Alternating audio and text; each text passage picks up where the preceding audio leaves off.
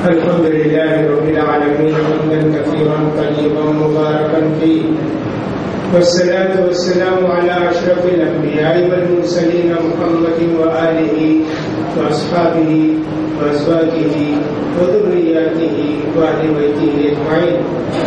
فقد قال سبحانه وتعالى في محكم تنزيله: فلا وربك لا يؤمنون حتى يحكموك فيما شجر بينهم ثم لا يجدوا في أنفسهم حرجا مما قضيت ويسلموا تسليما. ثم لا يجدوا في أنفسهم حرجا ويسلموا تسليما. سورہ نساء کی 65 آیت 60/5 نمبر کی آیت کی کل تفصیل بیان کی جا رہی تھی. فرماتا اللہ تعالیٰ اپنے رسول صلی اللہ علیہ وسلم کے تعلق سے، ان کے مقام و مرتبے کے تعلق سے، کہ جو آدمی اپنے معاملات میں نبی کریم صلی اللہ علیہ وسلم کے حکم کو نہیں مانے گا اور دل سے نہیں مانے گا تو ایسے لوگ مومن نہیں ہو سکتے. یہ اسلام کی ایک بنیادی بات ہے. وما ارسلنا من رسول الا ليطاع باذنه. اللہ نے جتنے پیغمبروں کو بھیجا اس امت پر ضروری تھا کہ اپنے نبی کی بات کو مانے، ان پر عمل کریں. اور ہمارے نبی کے لیے بھی حکم ہے کہ ہمارے نبی صلی اللہ علیہ وسلم جو بھی حکم فرمائے اس کو مانے. یہ ایمان کا تقاضا ہے، یہ نشانی ہے ایمان کی، یہ نشانی ہے تقویٰ کی، یہ نشانی ہے کہ ہم اللہ کے حکم کے تابع ہیں، پیارے نبی صلی اللہ علیہ وسلم کے حکم کے تابع ہیں. اس کے بغیر ایمان کامل نہیں ہو سکتا.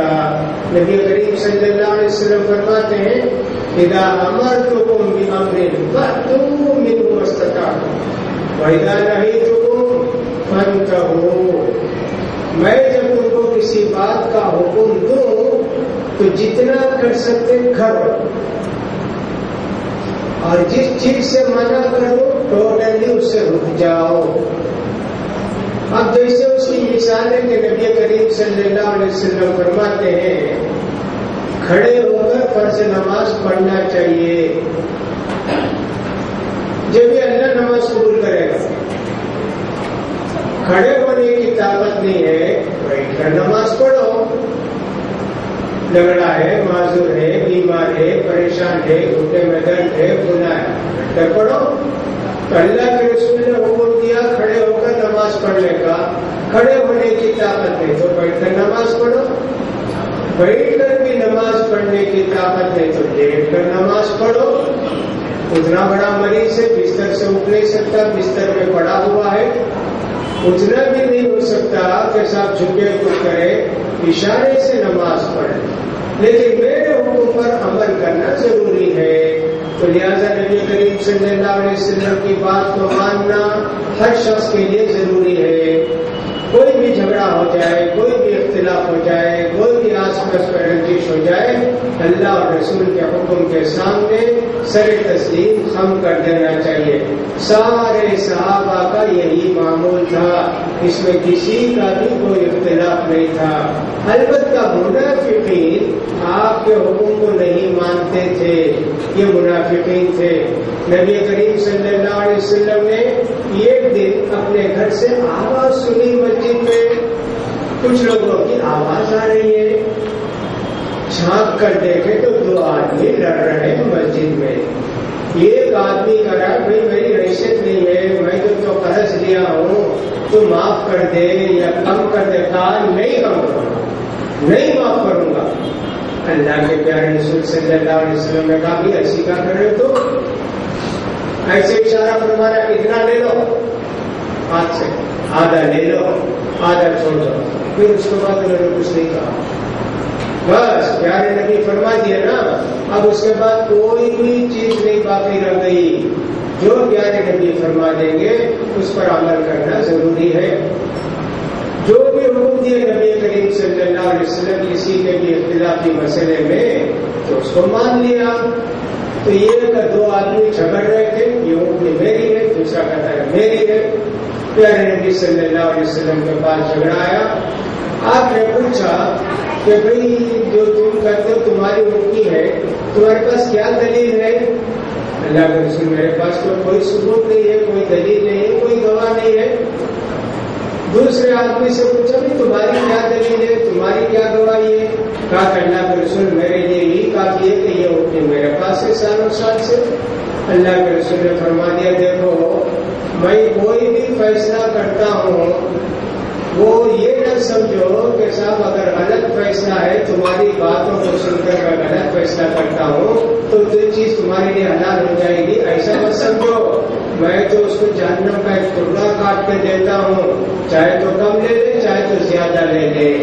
خبردار اگر تم میں سے کوئی آدمی جھوٹ بولتا ہے اور اس طرح جھگڑ کے میرے پاس آتے ہو اور جھوٹی بات بولتے ہو، تمہاری بات کو سن کے کوئی فیصلہ کر دیتا ہوں کہ یہ نہیں سمجھنا کہ رسول نے مجھے ڈگری دے دی، رسول نے میرے لیے فیصلہ کر دیا، اسے مت سمجھو جہنم کا ٹکڑا کاٹ کے دیتا ہوں۔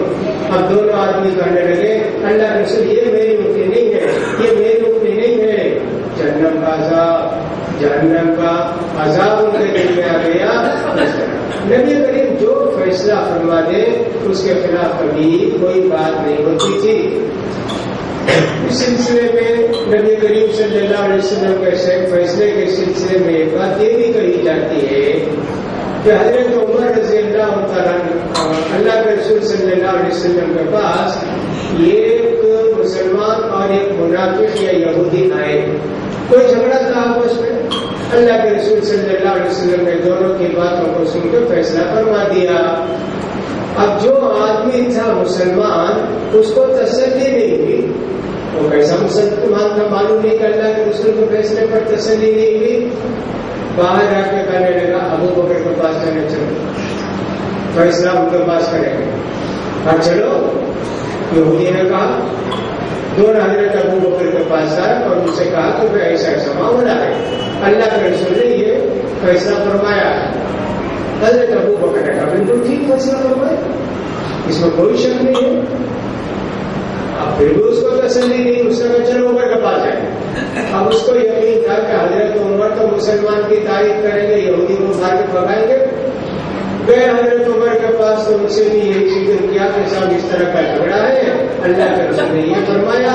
حضرت ابو بکر نے بھی اس کی تصدیق کی، ہم چاہتے ہیں کہ آپ اس کا فیصلہ فرمائیں۔ اچھا، اللہ کے رسول نے بھی فیصلہ فرمایا، حضرت ابو بکر صدیق نے بھی فیصلہ فرمایا، اب میرے پاس آئے ہو فیصلے کے لیے، ابھی ذرا رکو میں آتا ہوں۔ گھر میں داخل ہوئے اور ایک تلوار لے کے آ کے جو اپنے آپ کو مسلمان کہتا تھا اس کی گردن اڑا لی، کہا تمہارا فیصلہ یہی ہے، کہہ کے اس کی گردن اڑا لی۔ اللہ کے رسول کے فیصلے کو نہیں مانتے ہو، اللہ کے رسول کے حکم کو نہیں مانتے ہو۔ آپ اندازہ کریں، یہ روایت آتی ہے، اس طرح کی روایت آتی ہے، آپ اندازہ کریں کہ اللہ کے رسول کے فیصلے کو نہ ماننے والا کتنا بڑا مجرم ہے، کتنا بڑا گنہگار ہے، کتنا بڑا پاپی ہے تو اس کا خون بھی حلال ہو جاتا ہے۔ لہٰذا میں نے کل بھی واقعہ سنایا تھا کہ نابینا صحابی نے اپنی بیوی کو جو ان کی باندھی تھی، بعد میں بیوی ہو گئی تھی، اس کو قتل کر دیا، اس کا پیٹ چیر دیا۔ اللہ کے پیارے رسول نے فرمایا کہ اس کے خون کا بدلہ نہیں۔ حضرت عمر کے متعلق بھی کہا جاتا ہے کہ آپ نے فرما دیا اس کا فیصلہ نہیں، اس کا خون کا بدلہ نہیں۔ امام ابن تیمیہ رحمۃ اللہ علیہ نے ان واقعات کو رکھ کے ایک کتاب لکھ دی، الصارم المسلول علی شاتم الرسول۔ جو آدمی کے اللہ کے رسول کو گالی دے گا اس کی سزا اس کی گردن اڑا دینا ہے مسلمانوں میں سے۔ لہٰذا اللہ کے رسول کے فیصلے کو ہمارے سارے جھگڑوں میں ماننا انتہائی ضروری ہے۔ آج مسلمانوں کے اندر کتنے جھگڑے ہیں آپس میں، کتنے اختلافات ہیں، سارے اختلافات جاتے ہیں کورٹ کچہری کو، حالانکہ حدیث اور قرآن کی طرف آئیں گے تو ان کا فیصلہ آسانی سے ہو جائے گا، بہت آسانی سے ہو جائے گا۔ پیارے نبی صلی اللہ علیہ وسلم فرماتے ہیں اللہ رب العزت اس بندے کو بہت زیادہ پسند کرتا ہے کہ جو حق ہو تو بھی چھوڑ دیتا ہے، یعنی فیصلہ ہونا چاہیے اس کے حق میں، اس کے خلاف ہو گیا پھر بھی وہ چھوڑ دیتا کا ایسے آدمی کے دل کا ایمان مضبوط ہے. آج مسلمانوں کے اندر بڑی پریشانی یہی ہے کہ سب مسلمان کتاب و سنت کو نہیں مانتے ہیں, کتاب و سنت کے فیصلے کو نہیں مانتے ہیں. یہ بہت بڑی مجبوری ہے, بہت بڑی پریشانی کی بات ہے. وراثت کے معاملے میں, ترکے کے معاملے میں کتنا بڑا جھگڑا ہوتا ہے, کتنا سب اختلاف ہوتا ہے. یہ معلوم ہونا چاہیے کہ اللہ کے پیارے رسول صلی اللہ علیہ وسلم نے اور قرآن نے ترکے کے معاملے میں جو احکام دیے ہیں, اللہ تعالیٰ کے رسول پر اللہ تعالیٰ فرماتے ہیں عورتوں کا کتنا حصہ, مردوں کا اتنا حصہ, بیٹا کا کتنا حصہ, بیٹی کا کتنا حصہ, 2 بیٹیاں ہو تو ان کا کتنا حصہ, شوہر کا کتنا حصہ, یہ سب بیان کر کے اللہ تعالیٰ فرماتے ہیں ان کا حدود اللہ, اللہ نے یہ سب مقرر کیا ہے, اتنا ان کو دینا ہے.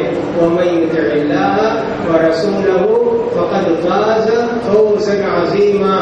جو بھی اللہ اور اللہ کے رسول کی بات کو مان لے گا بہت بڑی کامیابی اس کو مل جائے گی. لہٰذا آپ دیکھیے کتنے مسئلے بھائیوں کے جھگڑے میں, گھروں کا جھگڑا ہے اور سب ترکے کا جھگڑا ہے, بیپار کا جھگڑا ہے, یا تو سگے بھائیوں میں جھگڑا ہے, یا دوسرے مسلمان بھائیوں کے ساتھ جھگڑا ہے, بہنوں کے ساتھ جھگڑا ہے, کیسے جھگڑے ہیں. ان سب کا حل ایسی ہے کہ سب اسلامی عدالت میں آئے, ان کا فیصلہ آسانی سے ہو جائے گا. ہمارے نفس کے کتنے ہی خلاف ہو فیصلہ, لیکن اللہ کے رسول صلی اللہ علیہ وسلم کی جب بات آ گئی تو دل سے ماننا ہے. زبردستی مان کر چلے گئے, کیا کرنا بھائی, قرآن حدیث فیصلہ بولے تو ماننا ہی پڑتا. ایسے نہیں ہے, اللہ کے رسول کا فیصلہ ہے صدقنا وآمنا. انما كان قول المؤمنين اذا دعوا الى الله ورسوله ليحكم بينهم ان يقولوا سمعنا واطعنا. مسلمانوں کی شان تو یہ کہ اللہ اور اللہ کے رسول کے فیصلے کی طرف بلایا جائے, گردن جھکا دیتے ہیں. بس اللہ مل جائے ہم کو, اللہ کے رسول مل جائے, اس سے بڑھ کر ہم کو کیا چاہیے. یہ ایمان کی علامت ہے. تقویٰ جن کے دل میں ہوگا ویسے لوگ یہ کام کریں گے. دنیا کی حرص جن کے دلوں میں رہے گی, مال کی محبت جن کے دلوں میں رہے گی, وہ تو مال کو دیکھیں گے, شریعت کو نہیں دیکھیں گے. نمازی بھی ہوتے ہیں اور سب دیندار بھی رہتے ہیں, لیکن جب مال کا معاملہ آتا ہے تو آپس میں جھگڑتے ہیں, اختلافات کرنے لگتے ہیں, کورٹ کچہری کو چلے جاتے ہیں. آج مسلمانوں کے کتنے مقدمات کورٹ میں پڑے ہوں گے, کتنے ہزار اور کتنے لاکھ مقدمے ہوں گے مسلمانوں کے, اللہ جانتا ہے. اور تمل ناڈو ہو, کرناٹکا ہو, کوئی اور صوبہ, کوئی اور ریاست ہو, ہر جگہ یہی مصیبت ہے, ہر جگہ یہی پریشانی ہے. لوگوں کو دین کی کوئی اہمیت نہیں رہی ہے. اللہ فرماتے ہیں فلا وربک, ہرگز نہیں, تمہارے رب کی قسم سن لو, لا یؤمنون, یہ ایمان نہیں لا سکتی, مومن نہیں ہو سکتے یہاں تک کہ آپ کو اپنا فیصل اور حکم اور جج نہ مان لیں ان کے اختلافات کے اندر. پھر ماننا ہی نہیں, دل سے ماننا, خوشی سے ماننا, تو ایسے لوگوں کے لیے ایمان کی گواہی اللہ کی طرف سے. لہٰذا ہر آدمی کو یہ سوچنا چاہیے, اب اللہ کے رسول کے فیصلے کے خلاف کریں گے, نہیں مانیں گے تو کیا ہوگا. وَمَن يَعْصِ اللَّهَ وَرَسُولَهُ وَيَتَعَدَّ حُدُودَهُ يُدْخِلْهُ نَارًا خَالِدًا فِيهَا وَلَهُ عَذَابٌ مُهِينٌ. یہ بھی سورہ نساء کی آیت نمبر 14 ہے. جو آدمی کے اللہ کے رسول کی نافرمانی کرے گا, اللہ کے رسول کی, اور ان کے حدود کو پھلانگ دے گا, جہاں اللہ نے اللہ کے رسول نے کوئی لکیر کی تھی کہ یہی اس سے آگے نہیں بڑھنا, کروانے کی اللہ کے رسول کی بات کی, اللہ کی بات کی, اللہ فرماتے ہیں ہم اس کو جہنم میں داخل کریں گے اور ہمیشہ رہنے والی جہنم میں داخل کریں گے. یہ کس کے لیے؟ نافرمان کے لیے. کافر کے لیے تو ہے ہی جہنم, نافرمان کے لیے. یہ آیت بھی ترکے سے تعلق رکھتی ہے. جو آدمی مان لی اللہ اور اللہ کے رسول کی بات کو ترکے میں, ان کو خوشخبری اللہ نے دی کہ بہت بڑی کامیابی ان کی مل گئی، جو ترکے کے معاملے میں مان لیا اللہ کے پیارے رسول کے حکم کو، اللہ کے حکم کو، اور جو نہیں مانیں گے ترکے کے معاملے میں اللہ اور اللہ کے رسول کے حکم کو، تو ان کے لیے اللہ تعالیٰ نے جہنم کی آگ تیار کر کے رکھی ہے۔ یہ کس کے لیے ہے؟ مسلمان ہوگا، نمازی ہوگا، اپنے آپ کو پرہیزگار سمجھتا ہوگا، سب ہوگا، لیکن اس کو پسند کون سی بات نہیں آئی؟ ترکے کی بات پسند نہیں آئی۔ اس نے ترکے میں اختلاف کیا کہ مجھے اتنا ملنا چاہیے، میری بیوی کو اتنا ملنا چاہیے، میرے بھائی کو اتنا ملنا چاہیے، اختلاف کیا۔ ایسی صورت میں اللہ کہتے ہیں ہم اس کو جہنم میں داخل کریں۔ اتنی بڑی سخت وعید ہے، کافروں کے لیے تو وعید ہی وعید ہے، مسلمان کے لیے ترکے کی بات کو نہیں ماننے والے کے لیے اللہ تعالیٰ نے اتنی بڑی وعید سنائی ہے۔ سمجھنا چاہیے کہ پیارے رسول کا کیا مقام و مرتبہ ہے اللہ کے پاس۔ اللہ یہ نہیں کرتا ہے میرے حکم کو جو نہیں مانے گا میں اس کو جہنم میں داخل کروں گا، اللہ یہ کرتا ہے میرے حکم کو اور میرے رسول کے حکم کو جو نہیں مانے گا اس کو ہم جہنم میں داخل کریں گے۔ اللہ تعالیٰ کتنی جگہ اپنے ساتھ اپنے رسول کا نام لیتا ہے کہ میرے رسول کی بات کو جو نہیں مانے گا اس کے لیے یہ سزا ہے، یہ سزا۔ حالانکہ باتیں پوری اللہ کی ہیں لیکن پہنچانے والے اللہ کے رسول ہیں، تو اللہ کے رسول کا مقام و مرتبہ بھی بہت بڑا ہے۔ پیارے نبی صلی اللہ علیہ وسلم نے فرمایا من اطاع میری فقد اطاعنی ومن اطاعنی فقد اطاع اللہ ومن عصا میری فقد عصانی ومن عصانی فقد عصى اللہ۔ میں کسی کو اگر اپنا نمائندہ بنا کر بھیجتا ہوں، سفیر بنا کے بھیجے، گورنر بنا کے بھیجے، لیڈر بنا کے بھیجے، کوئی نمائندہ بنا کر بھیجے ریپرزینٹیٹو، ان کی بات ماننا، میری بات ماننا، میری بات ماننا، اللہ کی بات ماننا۔ اگر میرا جو نمائندہ ریپرزینٹیٹو ہے اس کی بات کو نہیں ماننا، میری بات کو نہیں ماننا، میری بات کو اگر نہیں مانا تو اللہ کی بات کو نہیں مانا۔ اس لیے اللہ تعالیٰ نے قرآن میں فرما دیا جو رسول کی اطاعت کرے گا وہ اللہ کی اطاعت کرے گا، رسول کی اطاعت کرنا اللہ کی اطاعت کرنا۔ لہٰذا پیارے نبی صلی اللہ علیہ وسلم کا مقام و مرتبہ اللہ تعالیٰ نے قرآن مجید کے اندر بہت اونچا کر کے بتایا ہے۔ خود بھی تو قرآن کہتا ورفعنا لک ذکرک، تمہارے ذکر کو اور تمہاری یاد کو اور تمہاری شان کو ہم نے بہت اونچا کر دیا ہے، لہٰذا یہ بھی فرمایا۔ اور پھر ایک اور کی آیت آتی ہے، اللہ تعالیٰ فرماتے ہیں وما كان لمؤمن ولا مؤمنة إذا قضى الله ورسوله أمرا أن يكون لهم الخيرة من أمرهم ومن يعص الله ورسوله فقد ضل ضلالا مبينا۔ سورہ احزاب کی آیت نمبر 36 کیا فرماتے ہیں؟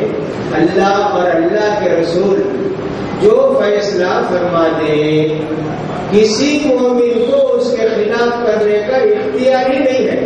یہاں بھی اللہ یہ نہیں کہتے میں جو فیصلہ فرما دوں اس کے خلاف مت کرو، بلکہ کیا فرماتے ہیں اللہ تعالیٰ میرے اور میرے رسول کے فیصلے کو نہیں ماننے والا کہ مسلمان نہیں ہو سکتا، اور کسی مسلمان کو اختیار نہیں ہے کہ اللہ اور اللہ کے رسول جو بھی بول دے اس کے خلاف کرے، ایسے نہیں ہوگا۔ اور جو بھی آدمی اللہ اور اللہ کے رسول کی خلاف ورزی کرے گا وہ شخص سخت گنہگار ہے اور راستے سے بھٹک گیا، ظالم میں سے ہو گیا، گمراہوں میں سے ہو گیا۔ پانچوں وقت میں ہم کہتے ہیں اللہ گمراہوں کے راستے سے بچا، یہودیوں کے راستے سے بچا، یہاں وہ خود بخود اپنی نافرمانی کر کے اللہ اور اللہ کے رسول سے وہ گمراہی کا راستہ اختیار کر لیا۔ اس سلسلے میں کچھ باتیں حدیث میں آتی ہیں۔ نبی کریم صلی اللہ علیہ وسلم کے پاس جو زید بن حارثہ رہتے تھے یہ عرب ہی تھے، پکڑ کے کچھ لوگ لا کے ان کو مکے میں بیچ دیے، غلام بنا کے، وہ ہمارے گھر کا غلام ہے، یہ سفید غلام ہے، یہ برا غلام ہے۔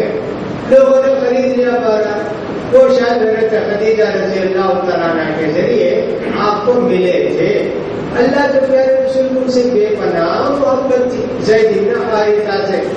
ان کے بھائی کو تلاش کرتے کرتے تھک گئے، مکے کو آئے، معلوم ہو کہ مکے میں ہے، اور دیکھے تو پہچان لیا اپنے بھائی کو، کہا کہ بھائی تجھے تو ہم تلاش کرتے کرتے تھک گئے، آج تو مل گیا، چل گھر کو چل، سارے رشتے دار تجھ سے محبت کرتے، دیکھنا چاہتے تجھے۔ اللہ کے پیارے رسول صاحب نے کہا اللہ کے رسول یہ ہمارا بھائی ہے، اللہ کے رسول۔ لوگوں نے اس کو پکڑ کے غلام بنا کے بیچ دیا، اللہ کے رسول ہم ان کو لے جانے کے لیے آئے ہیں۔ اللہ کے پیارے رسول نے کہا زید بن حارثہ سے میں تم جانا چاہتے تو جاؤ، میں نے تم کو آزاد کر دیا۔ کہا نہیں اللہ کے رسول میں نہیں جاؤں، آپ کو چھوڑ کے میں جا ہی نہیں سکتا۔ کہا دیا بھائیوں سے نہیں ساتھ میں نہیں آ سکتا۔ ایسے تھے لیکن وہ غلام کے نام سے ہی مشہور تھے۔ حضرت پیارے نبی صلی اللہ علیہ وسلم کے رشتے کی بہن تھی حضرت زینب بنت جحش رضی اللہ عنہا، اور عرب کے اندر قریش کا قبیلہ بہت اونچا قبیلہ، اس کے اندر اب یہاں یہ ہوا کہ اللہ کے رسول صلی اللہ علیہ وسلم نے اپنے رشتے کی بہن سے زینب بنت جحش سے کہا کہ زید بن حارثہ سے شادی کرو۔ عرب کے اندر ایسا سوچ بھی نہیں سکتے تھے کہ یہ غلام کی شادی کسی آزاد عورت سے، شریف عورت سے، بڑے خاندان کی عورت سے ہوگی، سوچ بھی نہیں سکتے تھے۔ حضرت زینب بنت جحش حیران ہو گئی کہ اللہ کے رسول میں ان سے شادی کر لو، ان کا رشتہ آپ مجھے دیتے؟ کہا یہی ہماری پسند ہے۔ حضرت زینب رضی اللہ تعالیٰ نے کہا اللہ کے رسول مجھے کچھ مہلت دیجیے، لیکن بہرحال اس کے بعد وہ تیار ہوئی، دونوں کی شادی ہو گئی، حضرت زینب کی بھی حضرت زید بن حارثہ کی۔ بہو کی اور سسرے کی شادی ہمیشہ کے لیے حرام، بہو کی بھی سسرے کی شادی ہمیشہ کے لیے حرام۔ یہ تو زید بن حارثہ تھے، اللہ کے رسول کے بیٹے بیٹے بیٹے ان کے مشہور ہو گئے، تو زینب کیا ہو گئی؟ اللہ کے پیارے رسول کی بہو ہو گئی، تو لہٰذا اللہ کے پیارے رسول حضرت زینب کے سسرے ہو گئی، سمجھیے، تو دونوں کی شادی حرام۔ لیکن یہ سگا بیٹا ہو تو اس کی بیوی سے شادی کرنا سسرے کے لیے حرام۔ زید بن حارثہ تو اللہ کے پیارے رسول کے بیٹے نہیں تھے، بیٹے کا بھی لوگوں نے مشہور کر دیا تھا، لہٰذا بیٹے کے لیے وہ حکم نہیں ہے۔ یہ تو نیک پالک بیٹے تھے، یوں سمجھیے متبنہ تھے، اڈاپٹڈ چائلڈ کی طرح تھے۔ اللہ تعالیٰ اس رسم کو توڑنا چاہتا تھا کہ کوئی بھی کسی آدمی کو پالے تو سگا بیٹا بن جاتا، ایسا نہیں ہے، بلکہ کتنا بھی رہے گا تو وہ بیٹا جیسا رہے گا بیٹا نہیں بنے گا۔ لہٰذا بہرحال بہت مدت گزری، چندی دن گزرے کہ میاں بیوی میں لڑائی جھگڑے اختلافات ہونے لگے۔ زید بن حارثہ ہمیشہ اللہ کے رسول صاحب کی شکایت کرتے، زینب مجھے نہیں چاہتی ہے، زینب مجھ سے نفرت کرتی ہے، زینب مجھ سے بات نہیں کرتی ہے۔ اللہ کے پیارے رسول ہمیشہ فرماتے تسلی کرو تسلی کرو تسلی کرو، یہاں تک کہ معاملہ بہت بڑھ گیا، آخر طلاق کی نوبت آ گئی، طلاق ہو گئی۔ اب اللہ کے پیارے رسول صلی اللہ علیہ وسلم کے ذریعے اللہ تعالیٰ اس رسم کو توڑنا چاہتا تھا کہ پالے ہوئے بیٹے کا حکم سگے بیٹے کا نہیں ہے، پالے ہوئے کی بیوی سے جو آدمی پالا ہے بیٹے کو وہ شادی کر سکتا ہے پالے ہوئے مطلقہ کی بیٹی سے۔ تو زید بن حارثہ پالے ہوئے تھے اللہ کے رسول کے، اور انہوں نے طلاق دے دی۔ اب اللہ کے رسول ان سے شادی کر سکتے ہیں، اس چیز کو اللہ ثابت کرنے کے لیے اللہ تعالیٰ نے یہ سب کیا، سمجھیے۔ بہرحال زید بن حارثہ نے طلاق دے دی، عدت گزر گئی، حضرت زینب بنت جحش سے پیارے رسول صلی اللہ علیہ وسلم نے شادی کر لی، تو یہ ایک چیز ہو گئی۔ تو حضرت زینب بنت جحش نے اللہ کے رسول کو مان کر زید ابن حارثہ سے شادی کر لی. تو لہٰذا اللہ اور اللہ کے رسول کو فیصلہ کر دیں. کسی مومن کے لیے اختیار نہیں ہے کہ ان سے اختلاف کرے، اس کے خلاف کرے. ایسا آدمی گمراہ ہے. یہ کافر کے لیے نہیں ہے، یہ مسلمان کے لیے جو اللہ کے رسول کی نافرمانی کرتا ہے. اسی طرح اور بھی کچھ واقعات بیان کیے جا رہے ہیں کہ اللہ صحابہ کرام میں سے ایک آدمی تھے، جلیبی تھے، اللہ کے پیارے رسول کے بڑے چہیتے تھے، جہاد میں سب سے آگے رہتے تھے. شادی ان کی نہیں ہوتی تھی تو اللہ کے پیارے رسول صلی اللہ علیہ وسلم نے ایک انصاری سے کہا کہ میں جلیبی سے تمہاری بیٹی کی شادی کر دو. کہا ٹھیک ہے اللہ کے رسول، میں بیوی سے مشورہ کر کے آپ کو جواب دیتا ہوں. آگے انہوں نے بیوی سے مشورہ کیا تو بیوی نے کہا کتنے رشتے آئے، کتنے بڑے بڑے رشتے آئے، ہم نے تو اپنی بیوی کا رشتہ منظور نہیں کیا. جلیبی سے ہم کیسے شادی کر کے دیں گے؟ مجھے تو بہت ہی زیادہ دل میں بات کھٹکتی ہے، میں کیا کروں؟ تو بہرحال وہ گئے اللہ کے رسول سے بولنے کے لیے کہ بیوی نہیں مانتی ہے.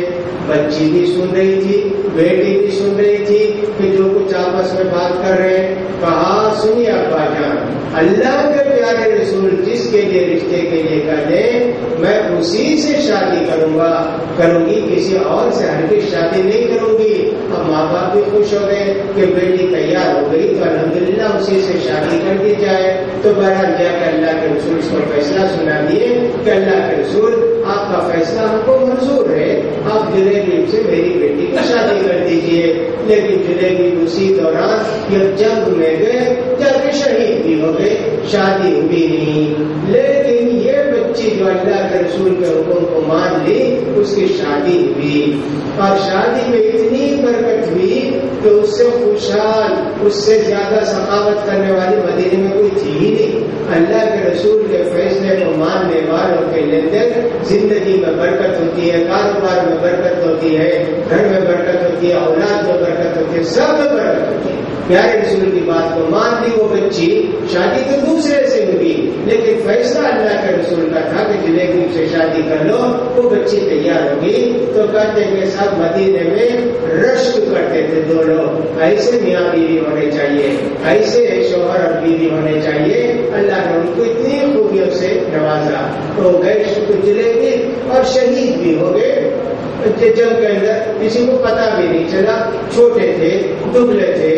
تو بہرحال اللہ کے رسول نے فرمایا کتنے مسلمانوں کی لاشیں لے کر آؤ بھائی، سب کو رکھو. سب کی لاشیں رکھی گئی. اللہ کے پیارے رسول نے فرمایا جلیبی تو نظر نہیں آتے ہیں، تلاش کرو ان کو. جا کے صحابہ کرام گئے، تلاش کر کے آپ نے کہا نہیں اللہ کے رسول کہیں بھی وہ ہم کو نہیں ملے میدان جنگ کے اندر. اللہ کے پیارے رسول نے فرمایا چلو میں بھی تمہارے ساتھ تلاش کرتا ہوں. گئے پیارے رسول صلی اللہ علیہ وسلم میدان جنگ کے اندر، دیکھا کہ ایک جگہ کئی لوگ اوپر نیچے پڑے ہوئے ہیں. کالی کو ہٹاؤ جی، ان سب کو ہٹائے تو جلیبی جس کے نیچے دبے ہوئے تھے. اللہ اکبر، 7 آدمی کو قتل کرے، 7 کافروں کو قتل کرے. بعد میں کافروں نے ان کو قتل کیا. پیارے رسول صلی اللہ علیہ وسلم اپنے پیارے ہاتھوں میں، مبارک ہاتھوں میں حضرت جلیبی کو لے کر آئے اور اپنے ہاتھوں سے قبر میں دفن کیا. اور قبر کے اندر پیارے رسول خود اتر کے جلیبی رضی اللہ تعالیٰ کو دفن کیے. دیکھیے اللہ کے رسول کی بات کو ماننے والوں کو اللہ تعالیٰ دنیا میں بھی کتنی عزت دیتا ہے. اللہ کے پیارے رسول کے ہاتھوں کی برکت، آپ کے قبر میں اترنے کی برکت، اور اس بیوی اس بچی نے جو اللہ کے رسول کا حکم مان لیا اس کو کتنی خیر و برکت حاصل ہوئی. لہٰذا اللہ تعالیٰ فرماتے ہیں کہ سب مومن کے لیے بھی عورت ہو یا مرد ہو، اللہ اور اللہ کے رسول کو فیصلہ کر دیں ان کو اس فیصلے کے خلاف کرنے کا کوئی بھی اختیار نہیں ہے. ہرگز ان کے لیے جائز نہیں ہے کہ اس کے خلاف کچھ کرے، اس کے خلاف کچھ سوچے. ہاں منافقین ایسے کرتے تھے، اللہ کے رسول کا حکم بھی سن لیتے، اپنے مرضی کے مطابق ہوتا تو مان لیتے، اپنی مرضی کے خلاف ہوتا تو اللہ کے رسول کی بات کو نہیں مانتے تھے. یہ منافقوں کا کام تھا. اللہ کے پیارے رسول صلی اللہ علیہ وسلم کے حکم کو ہر مسلمان کچھ بھی ہو جائے اللہ کے رسول فرما دے اور اس کے لیے تیار ہو جاتے تھے. نبی کریم صلی اللہ علیہ وسلم کا جو بھی حکم ہوتا اس کو ماننا ہمارے لیے ضروری ہوئی ہے باتیں ہو رہی تھی. احزاب کی لڑائی 5 ہجری کو ہوئی. 4 بھی کرتے ہیں 5 کو بھی کرتے ہیں. پورے مکے کے لوگ احد میں کامیابی نہیں ہوئی. بدر میں تو ہار کے گئے. 70 آدمی قتل ہوئے, 70 آدمی قید ہوئے. مکے کے پورے قبیلے میں کافروں نے کہا کہ صاحب ہم جا کے مدینے کو جلا کر تباہ و برباد کر کے مسلمانوں کو قتل کر دیں. یہ ہمیشہ کا مصیبت ختم ہو جائے گی. پورے قبیلے میں بلایا گیا نجات دینے کے. 10,000 کا لشکر تیار ہوا. اتنا بڑا لشکر عربوں کا کبھی نہیں تھا. آئے یہ لوگ مکے کو, مدینے کو آئے. مکے سے نکل کے اللہ کے رسول کو اطلاع مل گئی کہ یہ کافر آ رہے ہیں مدینے میں دھاوا بولنے کے لیے, مدینے پر حملہ کرنے کے لیے. نبی کریم صلی اللہ علیہ وسلم نے فوراً صحابہ سے مشورہ کیا کہ کیا کیا جائے. ہم تو بہت کم ہیں تعداد میں اور کافر اتنے زیادہ ہیں. ایک سے مشورہ کیے. بہرحال حضرت سلمان فارسی نے مشورہ کیا کہ اللہ کے رسول ایران میں ایسے کرتے تھے کہ بڑے دشمن آتے تو بستی والے گڑھا کھول لیتے. بستی کا اطراف چوڑا گڑھا اور گہرا گڑھا, اندر آ ہی نہیں سکتے. زیادہ سے زیادہ تیر ماریں گے اور کچھ نہیں کر سکتے نا. خندق کھول لیں, اللہ کے رسول گڑھا کھولے سب. اللہ کے پیارے رسول نے پورے مدینے کا جائزہ لیا. ادھر سے نہیں آ سکتے, پہاڑ ہے, ادھر درخت ہے, ادھر کھلا ہے. یہ جگہ تھی جہاں سے آ سکتے تھے کافی مدینے کے اندر. اللہ کے پیارے رسول نے کہا اسی کو کھودو, چوڑی جگہ کھودو اور گہرا کھودو. رات دن 24 گھنٹے محنت کر کے اس کو کھود دیے. کافروں کا لشکر آ گیا. حیران ہو گیا کہ مدینے کے اندر جانے کا راستہ ہی نہیں ہے. تینوں راستے تو قدرتی طور پر بند ہیں. چوتھا راستہ جو فری تھا وہاں گڑھا کھود دیے ہیں. بہرحال اس میں بھی ایک آدمی گھوڑے کو زور سے جو چھلانگ مار کے آیا, عمرو بن مر آ گیا مدینے کے اندر, گھس گیا. وہ آدمی اتنا زبردست پہلوان تھا کہ 40 آدمی بھی اس سے کھڑے ہو کر لڑنے کے لیے ڈرتے تھے. آگے کا کون لڑے گا مجھ سے؟ حضرت علی نے جا کے اس کا خاتمہ کر دیا. ماشاء اللہ ایسے ہو گیا.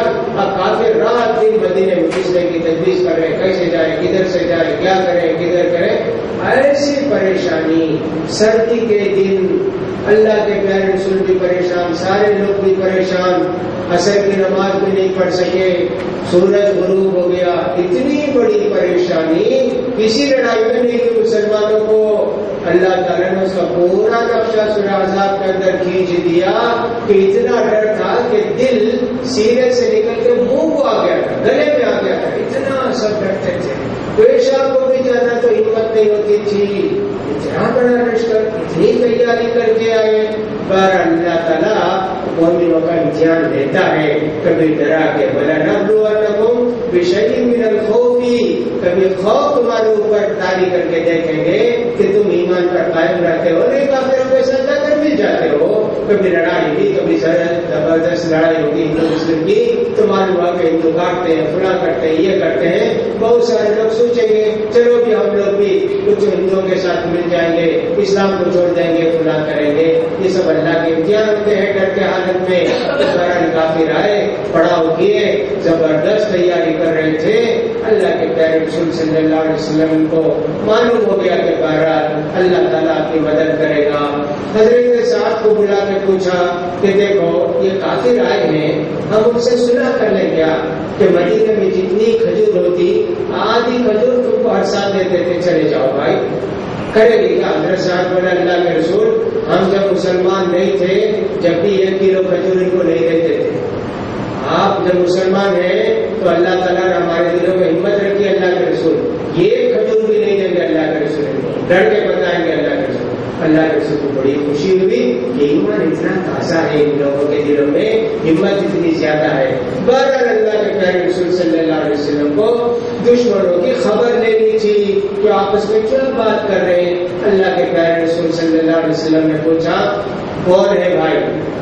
ایک آدمی جائے کافروں کے لشکر میں اور بیٹھ کے ان کی باتوں کو سن کے آ کے مجھے بتائے.